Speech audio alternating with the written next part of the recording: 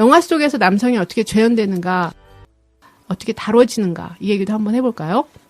여기 남자 주인공 이름이 이든이었던가요? 네. 그렇죠. 그 처음이랑 끝이 똑같은 사람 아닌가요? 일단 유일하게. 결국은 평가하는 사람이라고 저는 느껴졌어요. 르네에게 어쨌든 자신감 있는 어떻게 자신감이 그렇게 있을 수 있어? 라는 뉘앙스의 말들을 사실 계속 하잖아요. 뚱뚱한 여성이 자존감이 높은 게 되게 별일인 것 마냥. 그래서 이 사람은 그냥 끊임없이 여성을 봐주고 하지만 뭔가 계속 똑같은 사람 그리고 평가하는 사람이라고 저는 딱 생각이 좀 들었었던 것 같아요. 네. 그렇기 때문에 그 좀 아쉬웠던 게 그 에이버리 동생 그랜트 있잖아요. 왜 갈아타지 않았나? 맞아. 그랜트로? 그랜트로 왜 갈아타지 않았나? 저는 이게 계속 의문으로 남아요. 아, 진짜? 갈아탔어요? 그랜트는 위험한 남자잖아요. 아니, 근데 저는 오히려 그랜트에 대해서 좀 긍정적으로 생각하는 게, 그랜트는 이제 르네의 목소리에 대해서 얘기를 해요. 그 르네가 출장 가서 룸서비스 때문에 이제 르네 방으로 그랜트가 들어오잖아요. 당신은 어떻게 하면 사람들을 그렇게 반하게 할 수 있냐.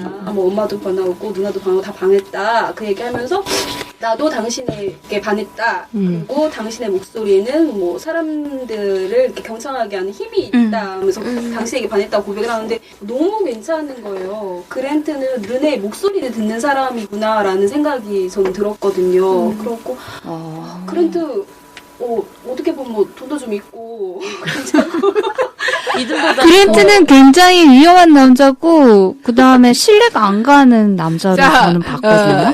그랜트 대 이든 나왔습니다.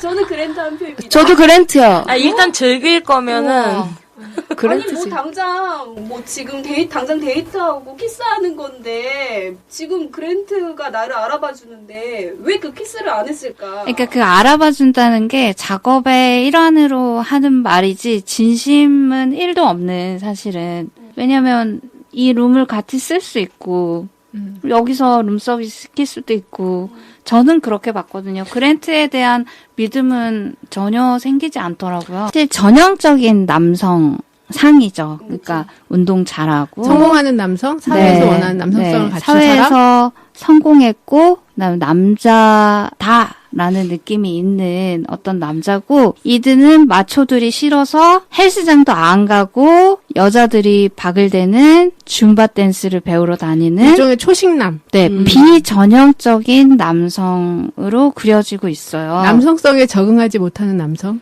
근데 르네가 당신 정말 남자답네요 라고 이 남자를 칭찬해 주거든요. 사실 르네가 그 칭찬한 게 그 줌바하는 여성 무리들의 그 동작 이름을 이든이 별따기라고 알려주니까 그때 당신 정말 남자답네요 라고 하고 나 맥심 좀 볼까 그랬더니 맥심 보지 말라고 당신은 완벽한 남자라고 이야기를 하잖아요. 그랬더니 이든이 르네한테 당신이야말로 완벽하고 당신은 정말 자기답다라는 이야기를 하거든요. 저는 자기다워서 멋진 여성을 볼 수 있는 남자. 그래서 이든이라는 남성을 훨씬 더 이 영화에서는 여성 르네의 짝으로 추천할 만한 남성상 으로 그린 게 아닌가 저는 그렇게 생각했거든요. 네. 사실 이든도 소심하게 자기답게 사는 거죠. 그런 면에서 보면 이든은 자기와 자기 주변에 미치는 영향을 아는 거죠. 이 사회에서 원하지 않는 남성인 거죠. 마음에 안 드는 건 이러는 거예요. 그렇게 이뻐진 르네가 맞아요. 그런 지점이 있다는 거죠. 그런 거죠. 여러 남성을 나는 이 영화에서 이든이 그 공원에서 르네한테 키스할 때 다가가잖아요. 네. 그러면서 그 했던 대사가 참 예뻤거든요. 그 다가가니까 무슨 말을 하려나 하고 기다리고 있었더니 최대한 가까이 가서 말하려고요. 내가 키스하고 싶다고요. 이렇게 얘기하거든요. 그래서 허락받는 키스를 되게 섹시하게 그리려고 했구나 이 감독이. 너무 바보 같았나요, 이든이? 그래서 그 허락받는 키스가 얼마나 섹시한지 막 그 강연하는 강사님도 봤는데, 그렇게 하여튼 여성의 동의를 구하는 어떤 네네. 그런 남성? 그런 면에서 보면 여성이 주도하는 걸 르네를 통해서 많이 드러내고요. 그런 걸 존중하는 사람을 이든을 여러분이 아쉬워하는 그랜트 얘기는 안 하겠습니다. 여기 말고도 할 얘기가 많기 때문에. 그런데 한 가지 저는 얘기하고 싶었던 건 이 영화에 드러난 인종에 대한 이야기예요. 재현되는 백인하고 거기 인종의 유색인종이나 혹은 백인과 다른 인종들은 영화에서 보면 전형적으로 그려지는 것 같아요. 드러냈던 것 중에. 같이 일했던 사람 기억나시죠? 네. 그 오프라인 매장에서 같이 일한 사람. 그래서 그 사람 너무 그렇게 그리는 거야. 여기서 너무라고 하는 건 루저도 열심히 일하잖아. 능력도 있는 것 같아. 루저처럼 되게 많이 그리거든요. 맞아요. 저는 자위를 루저의 섹스로 그리는 거에 완전 반대하는 사람인데, 그 자위 얘기를 하면서 뭔가 루저의 이미지를 더 씌우려고 한 게 굉장히 마음에 안 들었어요. 그렇지만 또 여기 나오는 여자들은 굉장히 잘 그린 것 같아요. 여기 보면 이제 저희가 남성 못지않게 친구들 하는 대사들이 굉장히 괜찮거든요. 페미니즘 시각에서 여주인공하고 이 재현되는 다양한 인물들에 대한 이야기를 봤는데요. 저는 제시라는 친구가 자기 친구를 부를 때 하이 슬럿이라고 불러요. 근데 이 슬럿이라는 말이 잡년인데 이 슬럿이라고 부르는 게 굉장히 거슬렸어요. 그러니까 잡년이라는 말은 멸시하는 칭호고, 그래서 남성 우월적이고 여성 혐오적인 어떤 가치관에서 나왔는데 굳이 친구들을 슬럿이라고 불렀어야 됐나? 혹시 전복의 의미 아닐까?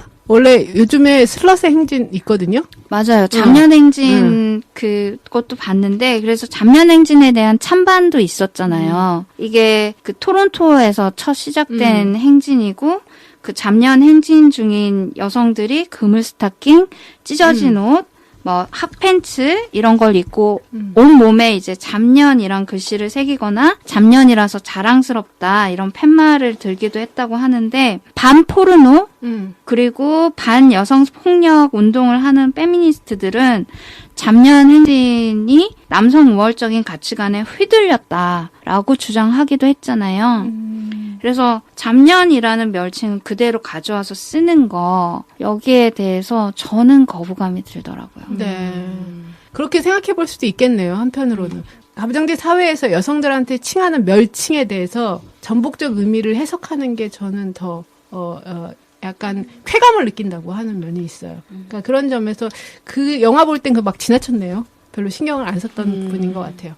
이제 마지막 이야기를 좀 하면서 이걸 닫으려고 하는데요. 또 영화를 보면서 이 얘기는 꼭 다뤄야 된다. 여성들이 이 영화를 봤을 때, 여성의 시선으로 봤을 때 이 내용은 이렇게 생각이 들었다 하는 거 보면서 얘기하면 좋을 것 같아요. 계속 그 생각이 들었어요. 여기 나오는 여성 인물들은 다 자기의 외모에 대해서 계속 고민을 하잖아요. 근데 상대적으로 남성들은 그런 모습을 안 보여요. 그렇기 때문에 왜 이렇게 외모 평가는 여성들한테만 더 가혹하게 오는 걸까? 이런 생각이 들긴 했거든요. 그래서 지금 생각나는 동요가 있는데, 동요도 뭐 사과 같은 내 얼굴 예쁘기도 하지요. 눈도 반짝, 코도 반짝, 입도 반짝 반짝. 그 외모를 나타내는 그런 동요고, 그 왠지 사과하면은 또 여성이 떠오르잖아요. 뭔가 동요도 배는 남성 같아. 그런 건가? 사실 외모를 통해서 여성을 길들이는 거죠. 억압하는 기본적인 표현이죠. 자원으로 쓰기도 하고 한편으로는 그걸 가지고도 차별하기도 하고. 그래서 여성들이 스스로를 이 억압 체계에 들어가게 하는 것 같아요. 외모로. 스스로 검열하고. 맞아요. 그런 과정이 외모 전략이 어마어마한 통치 전략이죠. 그런 면에서 보면. 그리고 예쁜 여자라고 생각했을 때 딱 정형화된 딱 그 모습 있잖아요. 눈도 크고 얼굴도 하얗고 막 이런 것들이 있는데, 잘생긴 남자 떠올렸을 때는 그 정형화된 뭔가는 사실 잘 느껴지지 않는 것 같아요. 맞아. 그 보면은 그 남자들은 그 외모 평가의 기준이 명확하지 않은 것 같아요. 여자들은 확실하잖아요. 하얀 피부에 뭐 쌍꺼풀 허리, 날씬하고 허리부터 가슴. 앵두 같은 뭐 그런 게 많잖아요. 근데 그 남자들은 그 어렸을 때부터 그런 것보다는 그 이목구비보다는 성기 말고 성기가 성기가 약간 외모인 것처럼 이렇게 보면은 성기가 외모였구나. 성기가 다 했다. 그렇죠.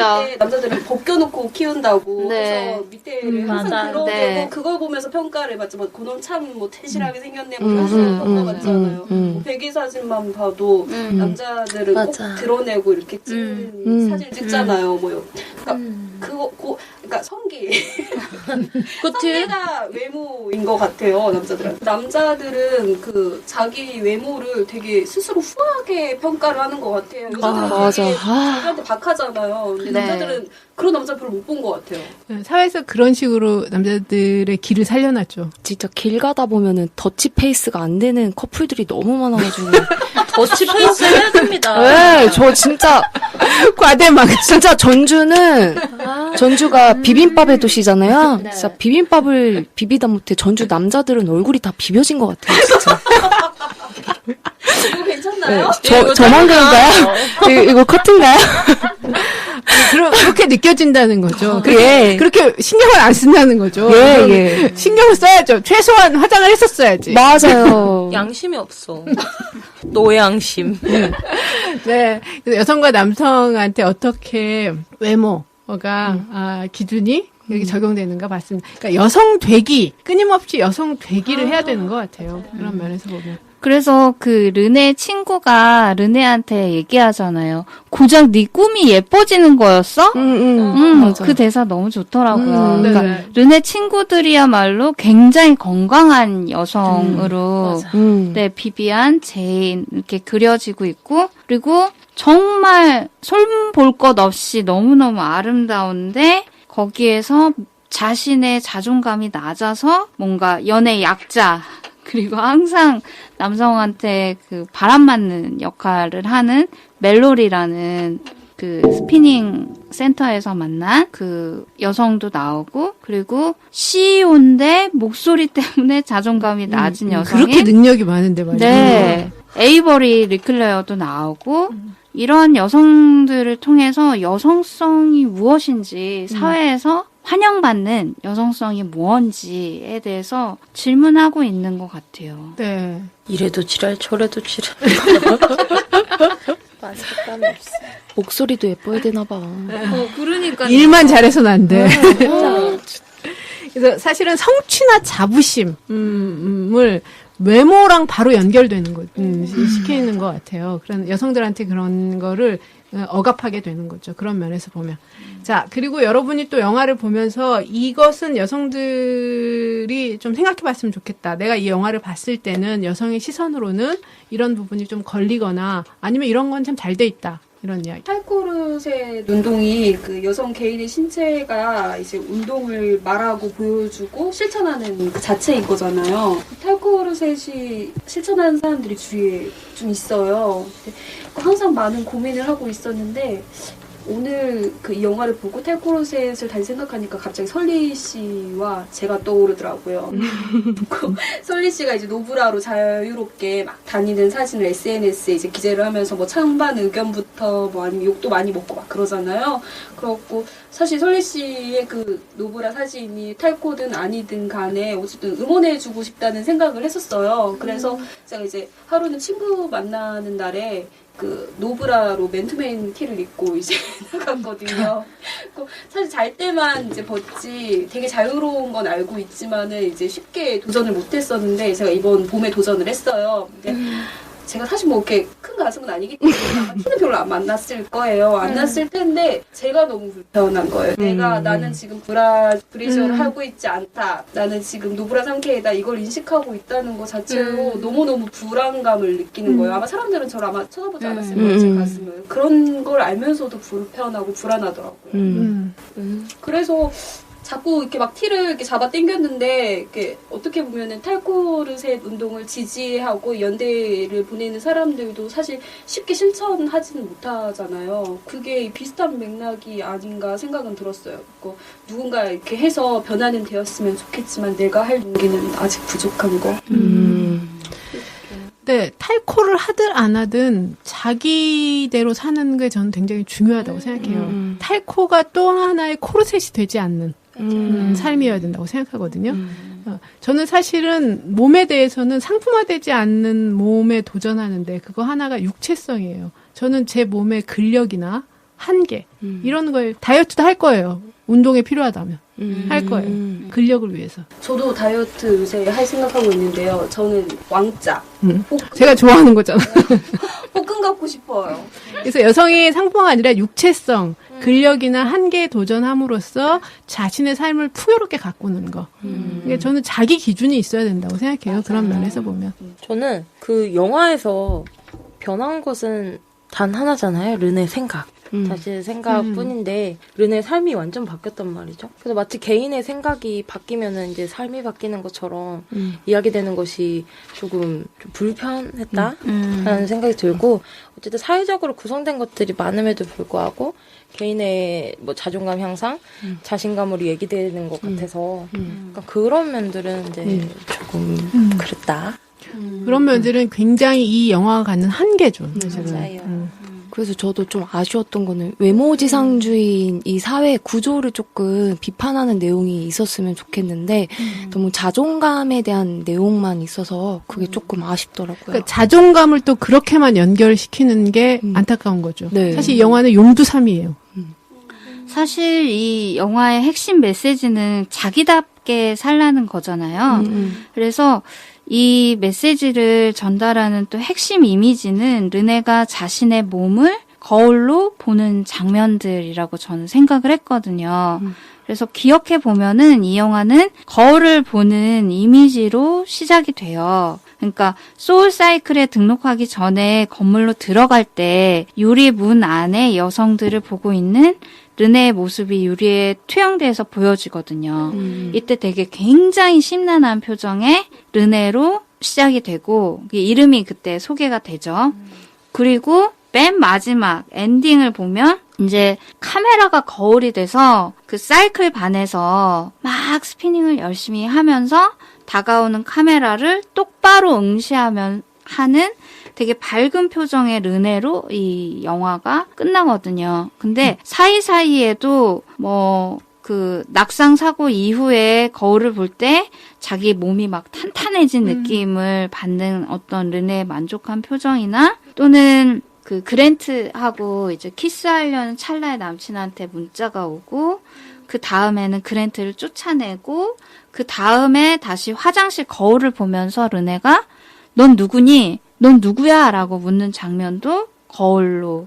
그래서 화장실 투명한 문에 부딪히고 그리고 그 프리젠테이션 현장에서도 르네가 몸을 막 부딪히잖아요. 네. 이것도 뭔가 불투명한 유리 이미지가 들어오고 그리고 이든과의 관계에서도 그 CCTV가 거울의 역할을 해서 이든의 집을 찾아갔을 때 르네가 자꾸 막 코를 만지는 모습을 보고 있는 이든을 보여주고 그래서 르네가 자기를 카메라로 보고 있었다라는 것을 알고 창피하니까 이든이 늘 당신을 보고 있었어요 라고 이야기를 하잖아요.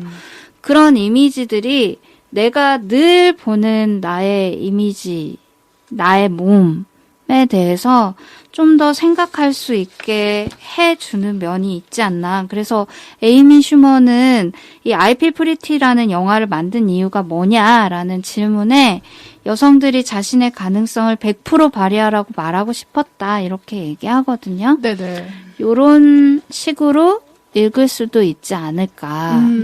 저도 거울 장면에서는 끊임없이 자기한테 묻는 것 같아요. 그리고 자기를 확신하거나 자기한테 믿음감을 드러낼 때 거울로 다시 확인하는 거. 거울은 자기 외모를 비춰보는 게 아니라 자기랑 대화하려고. 나라는 사람이 현재 어떠니 예, 그렇게 대화하고 너는 괜찮다. 그런 걸 계속 확인했던 거로 해서 그 장면 되게 좋았던 것 같아요. 저도. 그래서 영화 맨 마지막에 이렇게 관객을 보면서 끝나는 것 같은 느낌도 나를 물어보는 거죠. 어때? 나는 이제 이렇게 생각이 변했는데 넌 어떠니? 이 영화를 다 보고 넌 어떠니? 이렇게 질문을 던지는 것 같은 그런 장면이었던 것 같아요. 근데 그 르네가 마지막에 이제 연설하는 장면에서 이제 나오는데 관객들이 르네랑 르네 친구 가잡쳐 3명만 빼고는 다 모델들 날씬하고 예쁘고 멋진 사람들만 있어서 저는 이게 되게 별로 호소력이 있지가 별로 않았던 것 같아요. 저는 맞아. 저는 아까 그 영화를 보고 나서 아까 엄지님이랑 팅커벨님이랑 미리 한번 이 영화에 대한 느낌을 한번 나눈 적이 있었어요.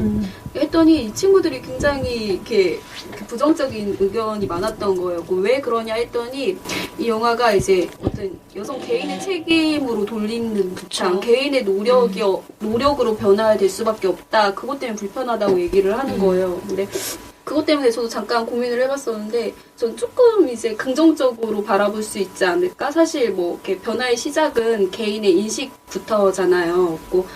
뭔가 이상한데, 뭔가 불편한데, 잘못됐는데 이런 느낌을 갖게 되는 순간이잖아요. 시작이. 근데 영화는 어쨌든 내가 아름다움이 뭐지? 내가 생각하는 아름다움 그 기준은 어디서 왔을까? 이거 내가 원하는 거 맞나? 이런 고민거리를 계속 던진다고 생각을 해요. 어쨌든 그렇게 해서 르네가 인식을 했고 또 뭐 르네 외에 다른 사람들도 뭐 자기 위한 뭐 노력을 하거나 그렇게 행동을 하잖아요. 어쨌든 개인의 인식이나 노력이나 그 뭐 시도 같은 것들이 사실 기존 체계를 붕괴하고 흔든다고 생각이 들어요. 그렇기 때문에 사실 말하는 건 그거 아닌가요? 완벽한 나를 내가 인식하고 내가 나를 사랑했을 때 세상이 어떻게 변할 수 있는가를 보자는 거잖아요. 그렇기 때문에 그 개인의 한 명의 시도 자체도 굉장히 의미 있고 소중한 거라고 해서 저는 오히려 긍정적으로 바라봤던 것 같아요. 작은 변화도 큰 힘이 되는 사회입니다. 그런 면에서 보면. 나비 효과? 아니, 개인의 삶이 굉장히 달라지죠. 사실 어떤 마음으로 외모를 꾸밀 때도 그런 마음인 거잖아요. 누구한테 보여주려고 하는 게 아니라 자기 자신의 욕망을 실현하고 자기의 육체에 대해서 그런 것부터 시작하는 과정을 또 생각해 볼 수 있는 거죠. 그래서 영화가 저는 좋은데 저도 영화를 통해서 저를 보게 되거든요. 르네를 보고 있지만 내가 여기에서 나는 언제부터 내가 안 예쁘다고 생각했지? 라는 생각을 막 하면서 봤거든요. 중학교 때부터 제가 뚱뚱하다고 생각했던 것 같아요. 저는. 근데 중학교 때 사진을 보면 절대 뚱뚱한 체형이 아니거든요. 근데도 되게 박시한 옷만 입고 다니고 뭐 이렇게 체형 드러내는 것 자체를 별로 안 좋아하는 애였으니까.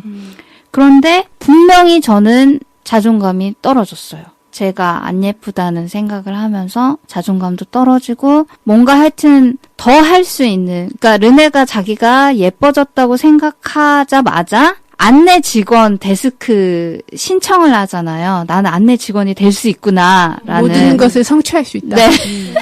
그러니까 그렇게 시도하는 거. 내가 안 예쁘다고 생각해서 또는 그거와 밀접하게 관련된 어떤 자존감의 영역에서 내 스스로 나는 안 된다고 접었던 것들이 뭐가 있나. 지금도 계속 그런 생각을 많이 하고 있고 자신감이나 이런 게 많이 떨어져 있는 상태여서 이 영화가 저한테 말을 건 측면이 좀 있었던 것 같아요. 네. 나만의 별점부터 시작해서 이 영화는 이거를 꼭 놓치지 말고 봐야 된다라는 이야기. 별점 저는 원래는 제 마음 같아서는 별로 영화가 좋지 않아서 저는 5점 미만으로 생각을 했었는데 아까 4시쯤에 저희가 단톡이 있거든요. 단톡에서 이제 얘기하다 보니까 어쨌든 이 영화로 인해서 다시 생각해보게 된 계기가 되었으니까 7점을 줘야겠다라고 생각을 했었는데 또 7점을 주기에는 약간 좀 자존심도 상하고 그러니까 저는 6점 드리겠습니다. 네. 저는 어쨌든 점수부터 말씀드리면 7점 드려요. 좀 높지 않나요?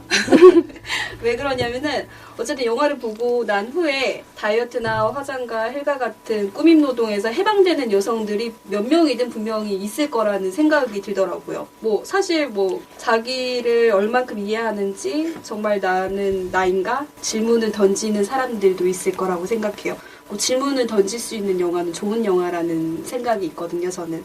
그리고 무엇보다 이 자존감에서 나오는 아름다움, 이 아름다움이 세상에 통용될 수 있다는 희망을 줬다고 생각을 하기 때문에 저는 7점입니다. 네. 여러분 지금 7점 높은 점수인데요. 저는 10점 만점에 5점이요.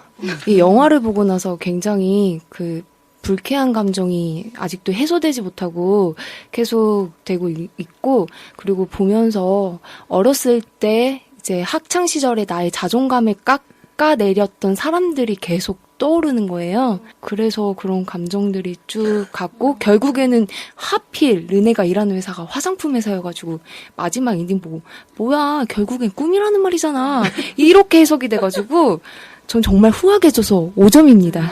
네. 저는 시나리오를 그렇게 끝낸 거, 엔딩을 그렇게 한 거, 그다음에 지금 마음에 안 드시는 르네가 변해서 친구들한테 막 진상짓 할 때 그 부분 정말 싫으시잖아요. 네. 다 도려내고 싶고. 그래서 시나리오를 못 쓴 것 때문에 2점 감에서 8점. 네. 오. 저는 영화 코너 진행하면서 느끼는 건데, 박하게 하지 말자. 이거 여성들이 다 봐야 될 영화다. 그런 생각이 요즘 되게 많거든요. 그러니까, 어떤 행동을 하느냐, 여성들이, 일단 어떤 행동을 하려면 영화 속 여성들이 굉장히 많이 등장해야 되거든요. 주인공도 많이 나오고, 여성 서사도 많고, 이런 면에서 이 영화가 2018년도에 나왔잖아요. 그래서 그때의 여성들이 처한 현실을 생각해보면 이 영화는 어떤 면에서는 시기적절하지 않았나? 그런 생각이 들기도 해요. 근데 내용은 너무 구린 거야. 그런데 아직도 변하지 않는 현실이 있는 건데 그것도 또 그 안에서 변한 현실을 다루려고 노력하는 과정인 거야. 그러니까 외모가 변하지 않았다고 했잖아요. 그런 것처럼. 그래서 아마 여성의 시각으로 봤기 때문에 외모가 변하지 않았나 싶어요. 안 그러면 과대 정형화돼서 막 김아중이 나왔던 그 마리아처럼 막 성형하고 막 이랬을 것 같거든. 그래서 저의 결론은 어쨌든 굉장히 응원하는 마음이다. 그리고 일단은 이 주인공이 마음에 들더라고요. 제가 센 캐릭터 좋아하거든요. 그 센 캐릭터가 있는 것 같아요. 그래서 외모 자원이 아니더라도 이 캐릭터가 가지는 힘. 근데 저도 한 8점 정도 생각을 했었어요. 그리고 일단 재밌어요. 저는 재밌게 봤어요. 우픈 게 재밌어요. 현실을 잘 드러냈다고 생각했거든요. 뭐야 화장품 맞아요. 세컨드 라인 뭐.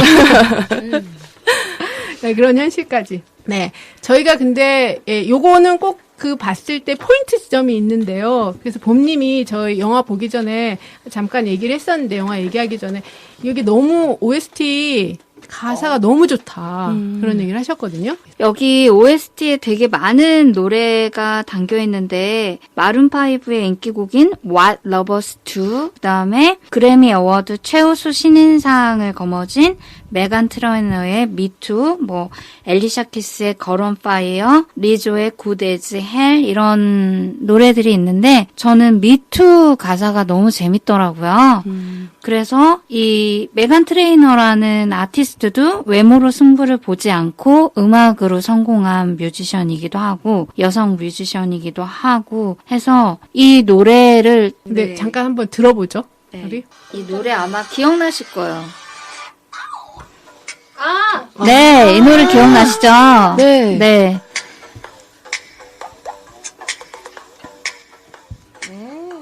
내적 댄스. 거의 자뻑에 가까운 노래 가사들인데 내가 보고 있는 거기 섹시한 사람은 누구야? 바로 나야. 거울 앞에 서 있는. 내 목 주변에 걸려있는 차가운 것은 뭐야? 바로 금이지. 나에게 좀 경의를 표해보렴. 난 날마다 신한테 감사해. 이러한 기분으로 일어났다는 것에. 그리고 난 나 자신을 좋아하지 않을 수가 없어. 그리고 아무도 필요 없지. 내가 너라면 나라도 내가 되고 싶어 할 것 같아. 내가 너라면 나라도 내가 되고 싶어 할 것 같아. 이 가사가 계속 반복돼요.